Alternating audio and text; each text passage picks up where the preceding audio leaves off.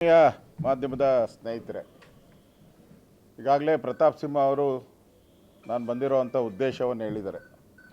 ಸ್ಪಷ್ಟ ಉದ್ದೇಶವನ್ನು, ಒಂದೇ ಉದ್ದೇಶವನ್ನು ಇಟ್ಕೊಂಡು ನಾನು ಇಲ್ಲಿ ಬಂದಿರೋದು. Save Mysore silk.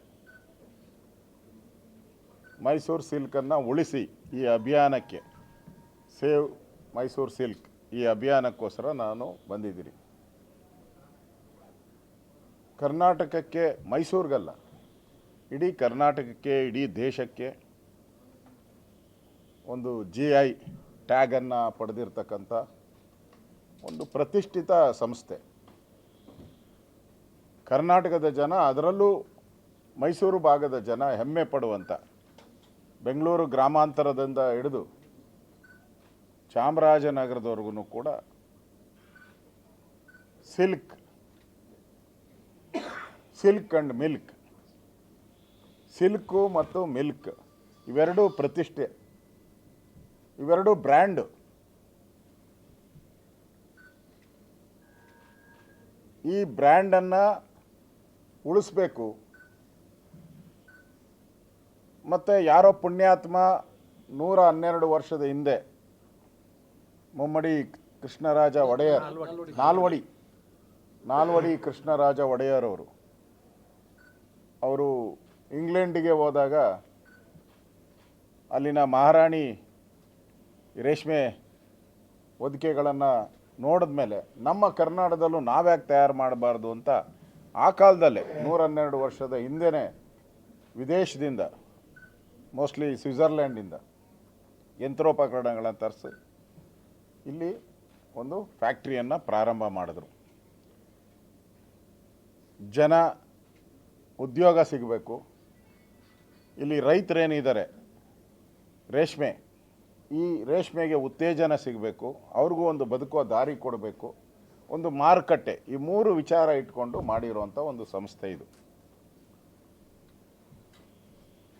ಇವತ್ತು ನಾನು ಬೆಳಗ್ಗೆನೂ ಕೂಡ ಚನ್ನಪಟ್ಟಣಕ್ಕೆ ಹೋಗಿದ್ದೆ. ಅಲ್ಲಿ ಸುಮಾರು 400-500 ಜನ ಕೆಲಸ ಮಾಡ್ತಾರೆ. ಅಲ್ಲೂ ಕೂಡ ಈ ರೇಷ್ಮೆ ನೂಲನ್ನು ತಯಾರು ಮಾಡುವಂಥದ್ದು ಟಿ ನರಸೀಪುರ, ಅಲ್ಲಿರುವಂಥದ್ದು 13 ಎಕರೆ ಅಪ್ರಾಕ್ಸಿಮೇಟ್ಲಿ. ಈಗ 6 ಎಕರೆ 2 ಗುಂಟೆನೋ ಏನೋ ಟ್ರಾನ್ಸ್ಫರ್ ಮಾಡಿದ್ದಾರೆ, ಅಂದರೆ ಅರ್ಧ ಭಾಗ. 6 ಎಕರೆ 2 ಗುಂಟೆ ಅಂತಾರೆ. ಪರವಾಗಿಲ್ಲ, ಹತ್ರನೇ ತಾನೇ. ಹತ್ರನೇ, ಇನ್ನು ಭಾಳ ಹತ್ರಕ್ಕೆ ಬಂದುಬಿಟ್ಟಿದ್ದಾರೆ. ಅರ್ಧ ಭಾಗ. ನಾನು ಅಲ್ಲಿ ಬೆಳಗ್ಗೆ ಚನ್ನಪಟ್ಟಣಕ್ಕೆ ಹೋದಾಗ, ಅದು ಸೆಂಟರ್, ಅದು ಇಲ್ಲಿ ನೂಲು ಬಂದ ಮೇಲೆ ಅಲ್ಲಿ ಮಗ್ಗ ಇರೋವಂಥದ್ದು. ಅಲ್ಲಿ ಒಂದು ತಿಂಗಳಿಗೆ ಈಗ 1200ರಿಂದ 1400 ಸೀರೆಗಳು ಅಲ್ಲಿ ತಯಾರು ಮಾಡ್ತಾರೆ.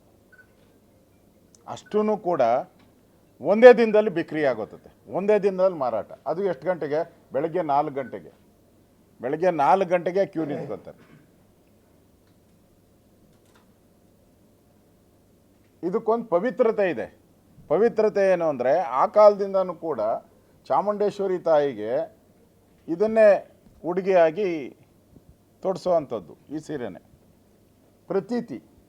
ಅದೇನಾಗಿದೆ, ಚಾಮುಂಡೇಶ್ವರಿ ತಾಯಿಗೆ ಉಡಿಸ್ತಾರೆ ಅನ್ನೋ ಒಂದು ಪ್ರತೀತಿ ಬಂದು ಈಗೆಲ್ಲ ಮದುವೆಗಳಿಗೆ ಇಂಪಾರ್ಟೆಂಟು, ಮುಹೂರ್ತಕ್ಕೆ ಸಂಬಂಧಪಟ್ಟಂತೆ, ರಿಸೆಪ್ಷನ್ಗೆ ಸಂಬಂಧಪಟ್ಟಂತೆ ಈ ಸೀರೆನ ಒಂದು ಪವಿತ್ರತೆಯಲ್ಲಿ ಕರ್ನಾಟಕದ ಜನ ಯೂಸ್ ಮಾಡ್ತಾರೆ.